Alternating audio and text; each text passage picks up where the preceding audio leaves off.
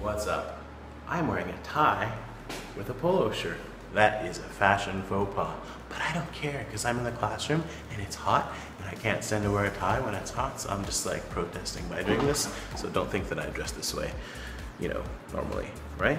Okay, now that we got that out of the way, let me tell you a story about how my phone was stolen and then retrieved by me. Okay, so I was riding the train home and I fell asleep. I think I must have had like my phone in my hand or maybe next to me. In Japan, everyone sleeps on the train. It's like normal. And pretty much people in Japan are really good about leaving people's stuff alone, but there are always exceptions, and this was one. So I was riding the train. Let's say there's 3 train lines. Not let's say, there are. I was on this one, and I got off here to change trains, and then I went on to here, which is my sort of hometown, right? When I got off, I realized I didn't have my phone. And I have a card in my phone that I use to pay for my train tickets. So I talked to the station dude and he's like, I don't know, and he called and they didn't have any information. So I went home by bicycle, whatever, blah, blah, blah.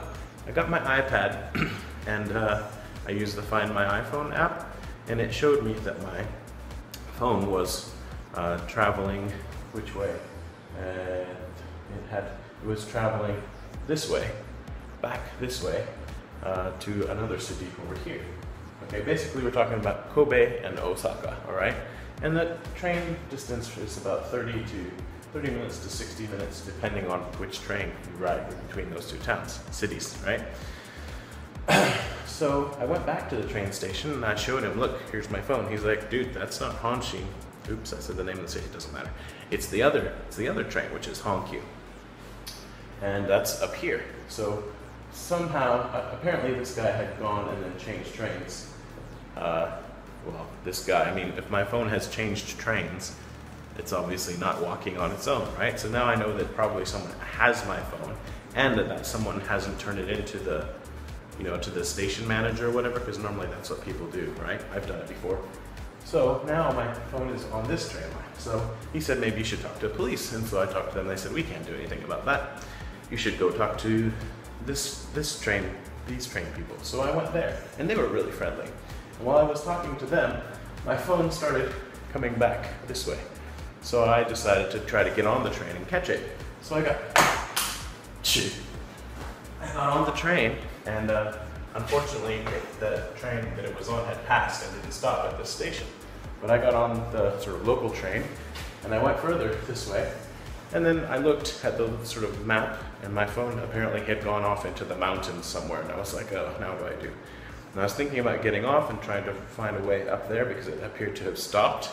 I mean, it's just going back and forth. It's like, what's this person doing with my phone? Or did somebody take it, try to get into it, they couldn't, and so they just, put it somewhere. I don't know what's going on at that point. I was about to get off, and then I looked again, and it was coming back this way again, right? So then I got on a train, and I pushed the button. You can make a sound, right? Beep, beep, beep, beep. No sound. The door's closed. Did I get on the wrong train? I don't know. I go into the next car and I push the button and I hear the sound. I'm just like, okay, this is crazy. The train's really noisy, so if you hear a beep, beep, beep, I mean, I did. I knew it was that car. But then I couldn't figure out which, or where it was exactly. I couldn't sort of isolate it because it's noisy and everything, and my ears aren't that great, I reckon. And so I sit down and I'm just like looking around. Nobody looks suspicious really. There's a sleeping dude. There's a few people, doing this like everybody does. Not my phone. And so I'm like, okay, I've come all this way to get it and I'm on the same train. If I don't get it now, I'm gonna be really frustrated. And in the back of my mind, I'm thinking this, I might have to flex the old whatever. Anyway, so there's a little boy and his mom across the way, and he hears the beeping. He's like this, right? And kids' ears tend to be more sensitive, right, to that kind of sound especially.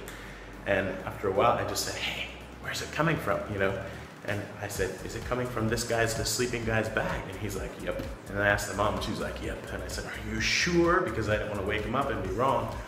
And they're like, no, it's coming from that bag. So then I woke the guy up. Here's the thing, whether he stole it, whether he just found it, I'm pretty sure that I had it because I wasn't really careful about that, but maybe, I don't know. Anyway, I should have been more careful, so it's kind of my bad.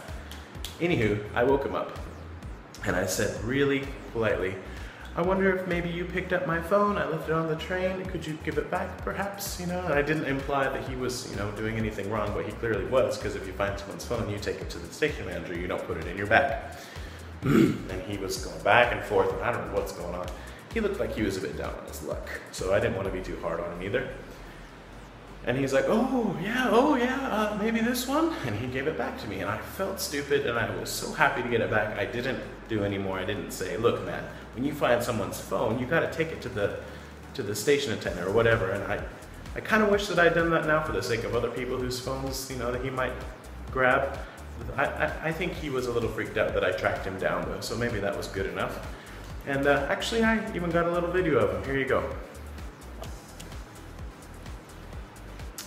Should have taken more pictures, but anyway, I'm so happy to get this back, because you know, these things are like 800 bucks. It's a 5S, and then it had cash in the case that I keep it in, plus my transfer card for the train and everything, so it's $1,000 basically to replace everything that I would have lost, plus all the, you know, data, photos, videos, whatever that was inside.